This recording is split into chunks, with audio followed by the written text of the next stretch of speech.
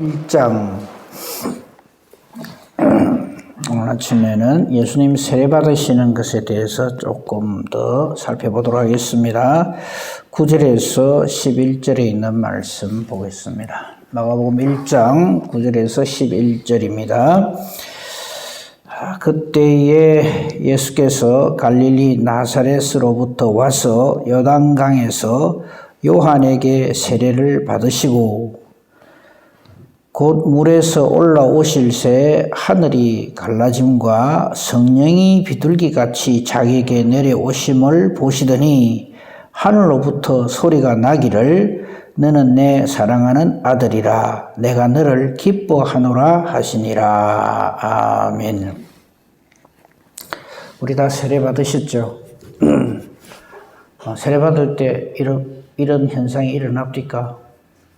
하늘이 열리고 하늘에서 음성이 들리고 하늘이 갈라지고 성령이 비둘기같이 임하시면서 하늘로부터 소리가 나며 너는 내 사랑하는 아들이라 내가 너를 기뻐하노라.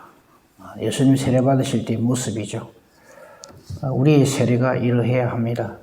목사님 무슨 소리입니까? 나는 어느 용화 목사님한테 세례 받은 것만으로도 감지덕지한테 이런 일 나한테는 안 일어나던데요. 예. 이 예수님의 세례 받으시면요, 너희들도 세례 받을 때 이런 일이 일어나야 된다 하는 걸 우리에게 보여주시는 것이 아니고요. 예수님은 우리보다 아주 특별하신 분이기 때문에 예수님 세례 받을 때는 하늘이 이렇게 반응을 하고 감동을 하고 이런 일이 벌어지구나.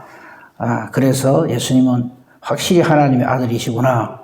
예, 그렇게도 볼 수가 있죠. 근데 예수님 세례 받으실 때 왜 이런 일이 일어나는가를 좀 생각을 해봐야 합니다. 예수님은 하나님 아들이시기 때문에 이 마가복음의 주제가 예수님은 하나님의 아들이시다 이거거든요. 그래서 이런 반응이 일어나는구나 그렇게 생각해도 좋습니다. 그런데 중요한 것은요, 예수님의 세례 받으심의 의미입니다. 세례는요, 잘 생각해 보세요. 세례 요한이 그런 말을 하잖아요. 그죠? 무슨 말을 합니까? 죄 사함을 받기 위해서 이 세례를 베푼다 그래요. 그죠? 물로 세례를 베푸는 것은 죄를 깨달아 알고 하나님 앞에 나와 회개하라 하는 그런 표시잖아요. 그리고 그 죄가 씻어졌다는 의미가 바로 이 세례라는 게 씻어낸다는 말이잖아요. 근데 예수님은 죄가 없으세요. 그럼 왜 예수님 세례를 받으실까? 여러 차례 말씀을 드렸습니다만 다시 말씀을 드립니다. 이 예수님의 세례 받으심은 우리가 세례 받는 거하고는 전혀 그 의미가 다릅니다. 죄가 있어서 세례를 받으시는 게 아니고 죄의 문제를 해결하시기 위해서 예수님 자신의 죄를 해결하시기 위해서 세례를 받으시는 것이 아니고 우리 죄를 해결하시기 위해서 예수님이 세례를 받으십니다. 그 예수님의 세례 받으심의 의미는 뭐냐면 제물로서 하나님 앞에 드려지는 하나님의 어린 양으로서 세례를 받으시는 겁니다. 그래서 이 세례 받음의 원래의 의미가 뭐냐면 구약 성경에 나오는 구약의 제사 제도를 알아야 합니다. 구약의 제사 제도는 예를 들어서 속죄제나 죄 사함을 받는 제사나 하나님과 화목하기 위해서 제물을 드릴 때에 제주가 사람 생명이 육신의 생명이 하나밖에 없잖아요. 죽어야 죄의 삭은 사망이니까 죄값 해결하려면 본인이 죽어야 돼요. 근데 자기가 죽어버리면 육신의 생명은 하나밖에 없는데 안 되잖아요. 그래서 희생양이 필요한 거예요. 희생제물. 이 희생제물이 있어서 사람이 그 죄사함을 받을 수 있다는 것을 구약 성경이 계속해서 우리에게 보여주는 거예요. 근데 구약 제사의 제도는 그거 한번 죽이고 난 다음에 또 죄지면 또 죽이고 그래서 수천 수만 마리의 희생제물이 필요한 겁니다. 단회적이기 때문에, 그때 보이기 때문에. 심지어 그 일을 집례를 하는 제사장도 이 땅에서 얼마 못 살고 또 죽어버리거든. 그 수도 없이 많은 제사장들이 있었지만 전부 자기 죄의 문제도 해결을 못하고 다 죽었어요. 근데 지금 예수님의 이 십자가에서의 희생제사, 화목제사는 단번에 영원하도록 드려지잖아요. 그 십자가로의 발대식, 즉 공생의 시작이잖아요. 지금 예수님이 공생을 시작하시는 것부터 마가복음 시작을 하거든요. 바로 그 예수님이 우리 인간의 모든 죄를 담당하시고 십자가를 향해서 가는 그 첫 발대식이 세례 요한에게 세례를 받는 거죠. 그 왜 하필 세례 요한에게 세례를 받느냐면 세례 요한은 우리 인간 대표입니다. 우리 인간의 모든 죄를 예수님에게 전가를 시키는 거예요. 그게 이 세례 요한의 세례식이지. 야, 세례 요한 대단하다. 얼마나 대단하면 예수님도 그 세례 요한한테 가서 세례를 다 받겠나. 이런 식으로 이 말씀을 해석을 하면 안 됩니다. 그 세례 요한도 처음에는 이걸 몰라갖고 우리 마가복음에 없지만 안 찾겠습니다. 다른 병행 기제로 보면 세례 요한이 깜짝 놀라잖아요. 예수님이 왜 내한테 와서 세례를 받으십니까? 내가 예수님한테 가서 세례를 받아야지. 거룩하신 하나님의 아들이 왜 내게 와서 세례를 받으십니까? 이렇게 반문을 하잖아요. 그럴 때 예수님이 뭐라 그럽니까? 네가 세례 잘 준다고 소문이 나가지고 한번 받아보려고 한다. 이게 아니고 이렇게 하는 것이 하나님 뜻을 이루는 것이다. 이렇게 이야기를 합니다. 그럼 그 하나님의 뜻이 뭔가 한번 요거는 찾아봅시다. 이사야 53장 4절에서 6절에 있는 말씀이죠. 우리 너무나 잘 아는 말씀입니다. 이사야 53장입니다. 구약성경 1032페이지입니다. 이사야 53장 4절부터 6절에 있는 말씀을 보겠습니다. 너무나 잘 아는 말씀이죠. 다시 한번 예수님이 세례받으신과 연결해서 한번 생각을 해봅시다. 그는 실로 우리의 질고를 지고 우리의 슬픔을 당한다. 즉 우리 대신 죽으신다 이 말이에요. 죄의 삭은 사망이니까 우리 죽을 자리에 예수님이 대신 죽으신다 이 말이죠. 그런데도 우리는 어떻게 생각하냐면 그는 하나님께 맞는구나. 잘못을 저질러서 고난을 당하는구나. 그래 생각한다 이거죠. 사실 이스라엘 지도자들이 전부 그래 생각했죠. 저 나사렛 이단 개수다. 이래 생각했죠. 그런데 이거 하나님의 뜻은 전혀 그게 다릅니다. 왜 예수님을 이 땅에 보내셨으며 세례 요한을 통해서 온 인류의 죄를 그에게 담당시키셨는가? 이게 5절이죠. 그가 찔림 우리 허물 때문이고 그가 상함 우리의 죄악 때문이다. 왜? 그가 징계를 받음으로 우리가 평화를 누리고 그가 채찍에 맞음으로 우리가 나음을 받았도다. 하나님 정해놓으신 거거든요. 창세기 3장 15절에 그의 발꿈치가 상함으로써 우리로 하여금 하나님의 안식을 잃어버리고 죄악 세상에서 내 사고 싶은 대로 사는 이 모든 잘못된 것을 그렇게 하는 사탄의 머리를 깨뜨리는 바로 그 일을 지금 하나님이 하시는 거죠. 그래서 그가 우리를 위하여서 찔려주시고 상해주시고 채찍에 맞아주심으로써 징계를 받아주심으로써 우리가 우리의 허물과 죄악의 문제 이것이 해결이 되고 우리가 하나님과의 평화를 누리게 되고 우리가 병들었던 우리가 나음을 받게 되었다 하는 거죠. 그럼 왜 그렇게 됐느냐? 6절 때문입니다. 우리는 다 양 같아서 그릇 행하여서 각기 제 길로 갑니다. 내 살고 싶은 대로 살고 있죠. 지금도. 하지만 이 모든 우리의 그릇 행하는 이 죄악을 여호와께서는 우리에게 담당시키지 아니하시고 우리 모두의 죄악을 그에게 담당시키셨도다. 이거 하나님 정해놓으신 거예요. 이 일에 순종하시는 것이 예수님의 삶이죠. 예수님은 이 일 때문에 오셨고 그래서 지금 공생의 시작이란 말은 십자가를 향해서 가는 첫걸음이란 말이잖아요. 그 십자가로 가는 이 예수님이 바로 이 일을 담당하는, 우리의 죄악을 홀로 담당시키시는 하나님의 뜻에 순종하는 거죠. 그래서 세례 요한은 오늘 우리 본문에는, 우리 성경에는 안 나와 있지만 다른 요 기절을, 병행 기절을 보면 세례 요한이 딱 이렇게 정의를 하잖아요. 예수님을 보고 세상 죄를 지고 가는 하나님의 어린 양이다. 이 표현이 매우 중요합니다. 세상 죄입니다. 모든 사람의 죄입니다. 우리는 우리 죄도 감당을 못해요. 우리 죄 어떻게 감당하겠어요? 죽어야 되는데. 근데 나 한 사람뿐만 아니라 우리 모두의 죄악을, 아담을 포함해서 예수님 이 당시 세례받을 때까지의 모든 인간의 죄입니다. 감당을 어떻게 하겠어요? 누가 하겠어요? 그리고 그 당시 지은 죄, 앞으로 그 뒤에도 지을 죄, 예수님 오실 때까지 지을 우리 모든 죄를 예수의 이름으로 전부 해결한다.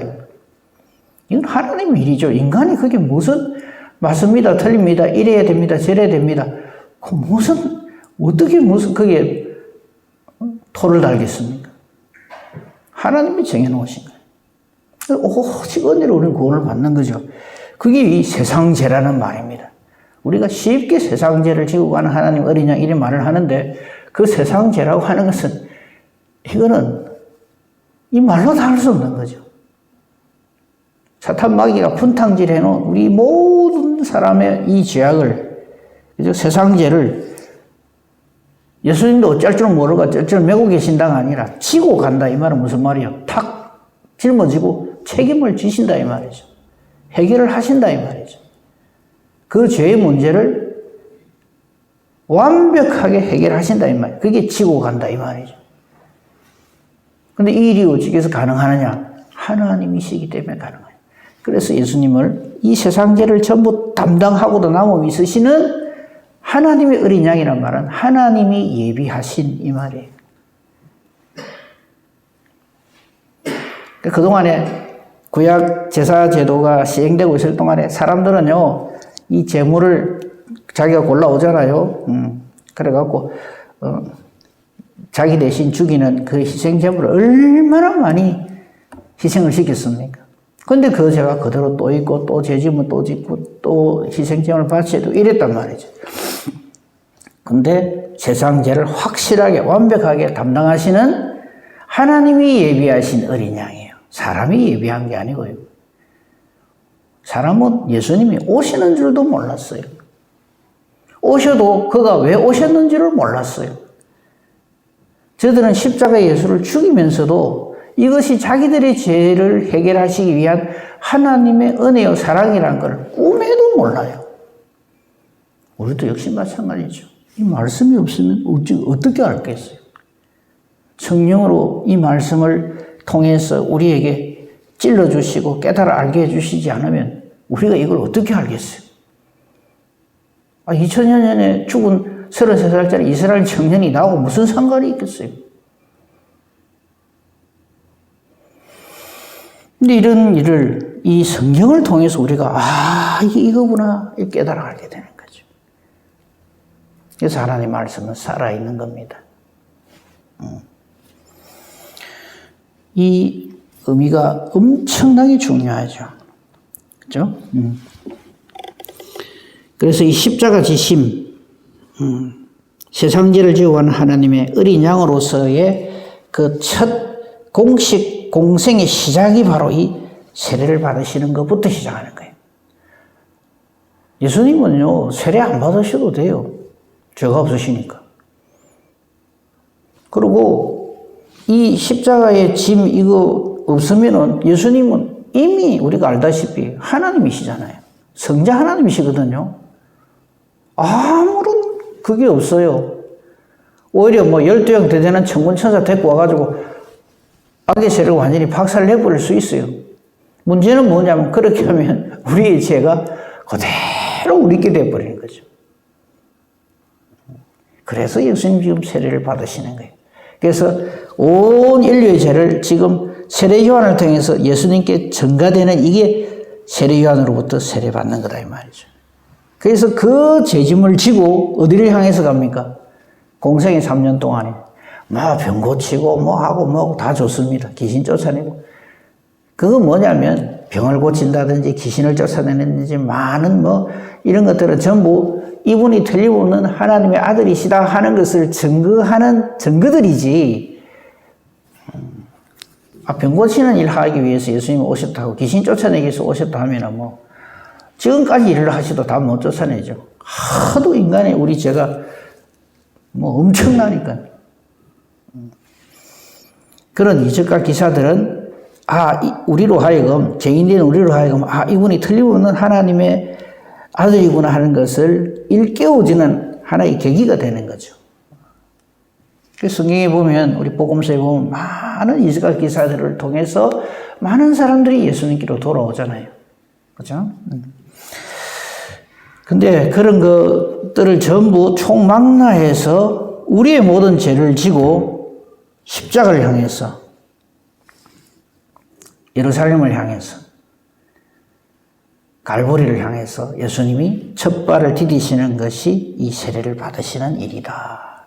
그래서 예수님의 세례 받으심이 없이는, 예수님은 좋은 말씀도 우리에게 주시고 많은 이적과 기사도 행하겠지만 우리 죄가 그대로 있어요. 우리의 모든 죄를 증가시키는 이 일이 엄청난 일이죠. 예수님의 공생애의 의미, 그죠? 이것을 지금 이 세례받는 것에서 우리가 찾을 수가 있는 거죠. 그렇기 때문에 하늘이 갈라지고 하나님이 이 일에 기뻐하시면서 하나님이 오케이 사인을 보내는 게 바로 지금 여기 나타나는 10절의 사건이란 말이죠. 하늘이 갈라지고 성령이 내려오시고 하는 이 모든 것들이 삼위 하나님이 함께 동력해서 우리 인간의 죄의 문제를 해결하는 이 일을 감당하신다 하는 걸 우리에게 보여주는 것이지, 예수님도 세례 받으셨다. 그래서 우리도 유아 세례 받았지만, 예수님도 난지 8일 만에 할례 받았지만 또 세례 받으시는 거 봐라. 그러니까 나중에 어른이 돼갖고 제대로 깨달아 알 후에 그때 제대로 세례 받아야 된다. 이 제세례파 주장이거든요. 이게 말씀을 바로 못 깨달으면 이런 엉뚱한 주장을 하고 생각을 하게 됩니다. 그래서 말씀을 하나님 뜻대로 바로 깨달아하는 것이 매우 또한 중요하죠. 그리고 아주 결정타죠. 11절. 하늘로부터 소리가 납니다. 이는 내 사랑하는 아들이고 내가 너를 기뻐한다. 즉 예수님이 이렇게 죄를 지고 십자가를 향해서 가는 이 일을 하나님이 기뻐하신다 이 말입니다. 이 일을 감당하실 수 있는 분은 예수님밖에 없죠. 세례요한이 이걸 너무나 잘 알아요. 그래서 그는 그런 말을, 나는 그분 신발끈도 해결 못한다. 그런데 그 사람 세례요한이 여자가 낳은 자 중에 최고 큰 자입니다. 그 말은 무슨 말이겠어요? 예수님이 하시는 이 일은 우리 인간이 흉내 낼 수도 없고 도와드릴 수도 없고 어떻게 할 수도 없는 전적인 하나님의 일이다. 이런 말이죠. 그리고 이제 또 이 부분에서 우리가 또 하나 생각해야 될 게 있습니다. 이 예수님의 이 십자가 지심은 어디에서부터 그것이 유래가 되는가 하면 아브라함이 독자 이삭을 바치는 데서부터 시작이 됩니다. 여러분 그 부분에 몇 번이나 말씀을 드렸습니다만은요, 오늘 아침에 이 부분만 한번 좀 주목을 해서 봤으면 좋겠어요. 이 여호와 일의 사건을 다시 한번 봅시다. 창세기 22장을 봅시다. 다른 건 다 놔두고요. 하나님께서 22장 1절에 이제 아브라함을 시험하죠. 아브라함아 하니까 내가 여기 있나이다. 우리 하나님께서 아브라함을 부르실 때처럼 하나님 우리 이름 부를 적에 내가 여기 있나이다 하는 사람 돼야지, 숨거나, 그죠? 피하거나, 대답을 하지 않거나, 이런 사람이 되면 안 됩니다. 근데 2절을 잘 보세요. 창세기 22장 2절을 보면 여호와께서 이런 말씀하십니다. 네 아들, 네 사랑하는 독자 이삭, 이렇게 표현을 합니다. 근데 이 부분이 좀 이상하지 않나요? 아브라함에게 진짜 이삭이 독자입니까? 아니거든요. 이스마엘도 있어요. 그 뒤에도요, 아브라함이 그두라를 통해서 자식이 7명인가 더 있어요. 그런데 왜 지금 이 표현을 하실까? 이 부분 잘 보세요. 이 부분이 여호와께서 아브라함에게 하시는 말씀인데, 딴 거 다 놔두고 요거만 보세요. 내 아들, 내 사랑하는 독자. 이렇게.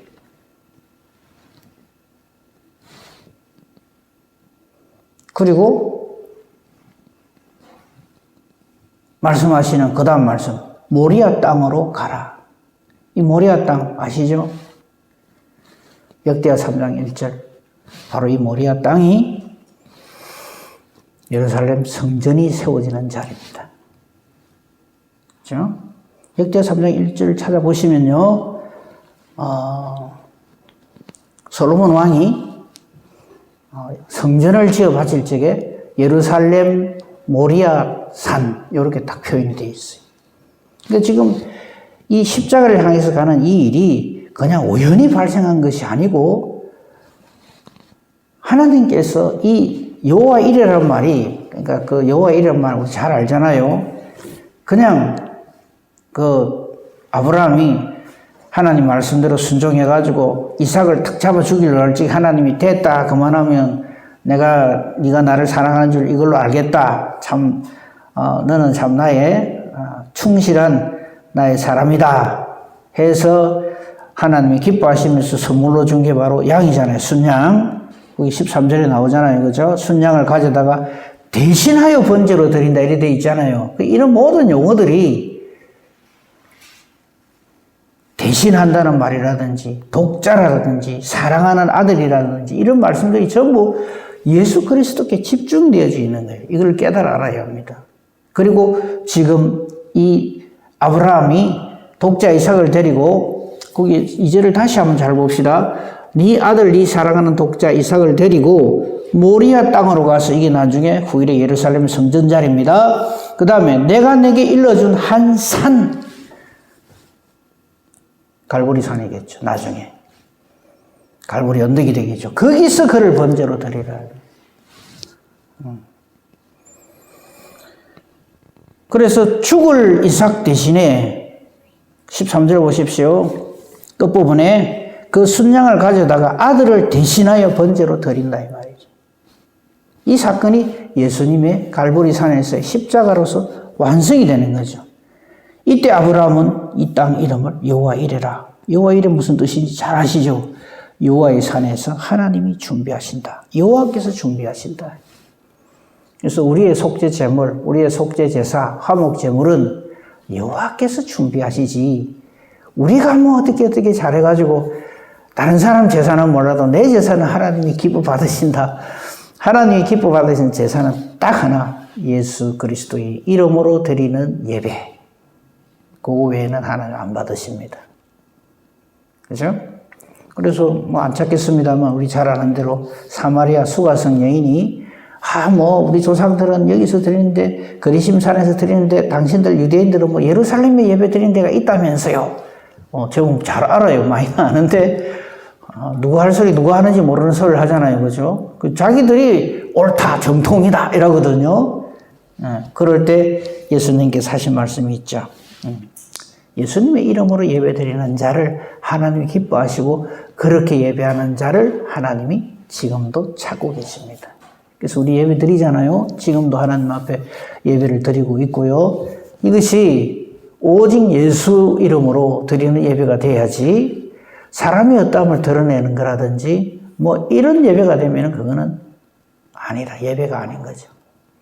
하나님이 이렇게 예배하는, 그래서 하나님의 영이시니 예배하는 자가 영과 진리로 예배할지니라. 우리 예배 드릴 때마다 이 묵상으로 하잖아요. 예수님이 이 사마리아 수가성 여인에게 한 말이에요. 우리 모든 죄인들에게 한 말이죠. 바로 이 믿음으로 하나님께 나아가야 하고요. 이 믿음이 없이는 하나님 기뻐하시지 않죠. 자, 다시 돌아옵니다. 이 십자가 사건은 그러므로 여호와 이레의 사건이요. 여호와께서 미리 다 준비해 놓으신 사건이요. 이사야 선지를 통해서 미리 알려준 사건이요. 온 구약 성경을 통해서 예수님의 십자가 지심의 의미를 우리에게 다 알려주신 사건입니다. 그러니까 우리가 예수님 세례받으시는 이 모습을 보면서 예수님도 세례받았네? 여기서 끝나면 안 되고요. 세상에 예수님 세례받으니까 그냥 하늘이 열리고 하늘에서 음성이 들리고 성령이 내리고 역시 예수님은 우리하고 달라. 이런 거 하라고 이 말씀을 우리에게 주신 게 아니라 바로 예수님의 공생의 시작이요. 모리아산에서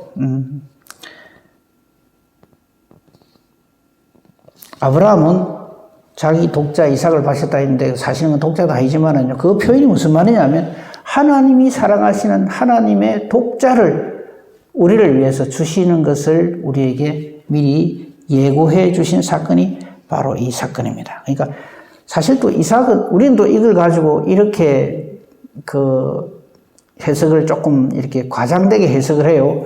역시 아브라함 우리 믿음의 조상이야. 세상에 독자 이삭을 하나님께 다 바치다니 주여 내게도 이런 믿음을 주시옵소서. 예, 그 기도 괜찮습니다. 그런데 그 의미가 아닙니다.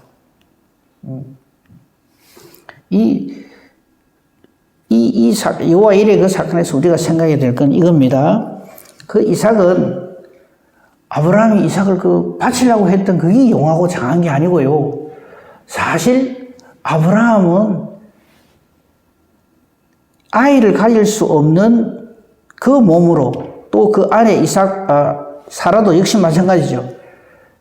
90 먹은 할머니가 100세 된 할아버지가 자기들 능력으로서는 도저히 이삭을 생산할 수 없다는 걸 너무나 잘 알아요. 그런데 하나님이 약속하신 대로 이렇게 하는 걸 보고 하나님이 누구신지를 깨달아 아는 거예요. 그 바치라 할 적에 스스럽지 않고 바치죠. 역시 우리 믿음의 조상은 다르다. 우리도 이런 하나님이 딱 말씀하시면 스스럽지 않고 딱 바치는 이런 믿음이 있어야 돼. 예, 맞습니다. 근데 그 믿음의 이유가 하나인 게 있습니다. 우리 잘 알잖아요. 히브리서 11장에 보면 여러분 안 찾으셔도 좋아요. 제가 찾아서 읽어드리겠습니다. 이 독자 이삭을 바치는 이 아브라함의 믿음에 대해서 성경은 이렇게 해석을 하는 것을 우리는 알고 있습니다. 히브리서 11장에 독자 이삭을 바치는 그 믿음에 대해서 하나님은 이렇게 말씀을 하십니다. 왜 그렇게 바칠 수 있느냐? 17절, 히브리 11장 17절에 보면 아브라함은 시험을 받을 때 믿음으로 이삭을 드렸는데 어떻게 해서 그는 이삭을 드릴 수 있었느냐? 아브라함은 하나님 말씀을 확신을 했기 때문입니다. 왜? 약속받은 자로 하나님께서 미리 정해놓으신 것을 알고 있었기 때문입니다. 18절에 보면 하나님께서 아브라함에게 이미 말씀하시기를 네 자손이라 칭할 자는, 즉 여기서 말하는 자손은 장차 메시아를 말하죠. 이삭으로 말미암음이라 하는 것을 그는 믿었다는 거죠. 그리고 19절 설령 그가 이삭을 죽인다 할지라도 하나님이 능히 이삭을 죽은 자 가운데서 다시 살리실 줄로 생각하고 그렇게 하는 겁니다. 이걸 믿음이라고 그래요. 그 믿음의 원시발점은 하나님으로부터 시작되는 것이지 우리 사람의 어떠함으로부터 시작되는 게 아니라는 것을 이 믿음장인 히브리서 11장은 우리에게 분명하게 알려줍니다. 아브라함 잘 알아요. 이 이삭이 내 자식, 내가 어떻게 능력이 있어서 나의 능력으로 이 땅에 존재하는 생명체가 아니라는 걸 알아요. 그렇죠? 그렇기 때문에 바치라고 독자 이삭이 왜 아브라함 겁니까? 안 믿었는데 아브라함은 아예 되지도 않을 일을 하나님 하신다 이렇게 생각했는데 근데 주시는 걸 보고 정말 생명의 주시구나 하는 걸 알게 되었고 바치라 할 적에 내가 죽여도 하나님은 능히 이삭을 죽은 자 가운데서 다시 소생시킬 줄을 알고 있었기 때문에 이렇게 하는 거죠. 우리도 우리의 믿음이 그래야 됩니다. 이런지 저런지 저는 모르지만 하나님이 그래도 내한테 제일 잘해 주실 걸 믿기 때문에 내가 그 다음 말이 참 속는 셈 치고 한번 해봅니다. 이런 식으로 우리 믿음 생활하면 안 됩니다. 확신 가운데 그해야죠.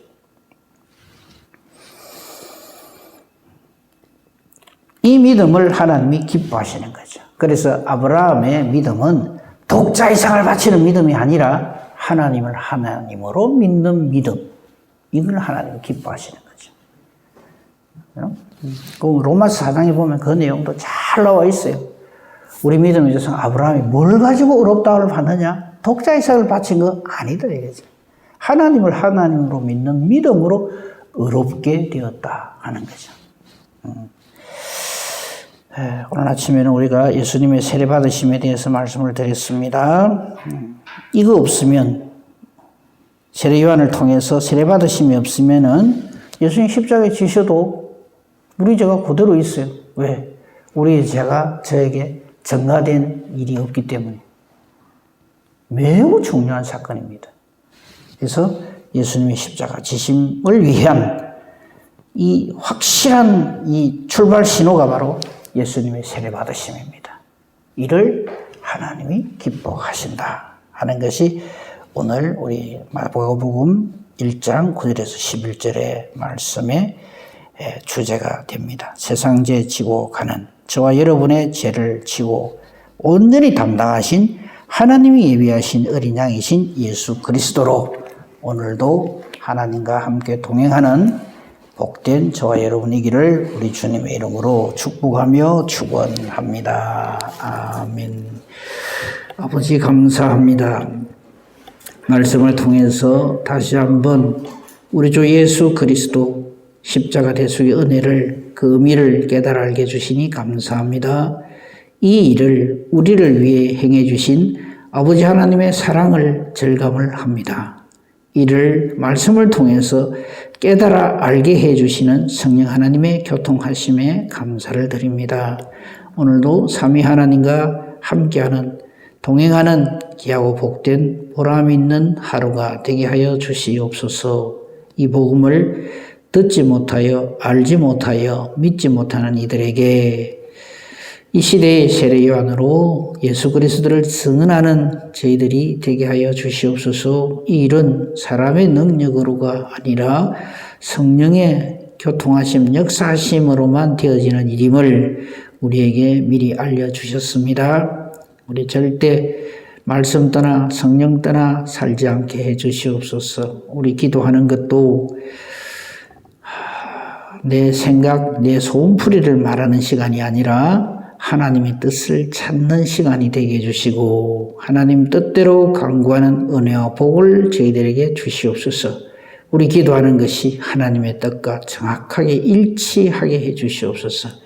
그래서 우리의 기도를 하나님이 기뻐 들어 응답하여 주시는 능력의 기도, 의인의 강구 되게 하옵소서. 범사 대소사를 오직 주님 손에 부탁합니다. 감사하며 우리 주 예수 그리스도 이름으로 기도합니다. 아멘.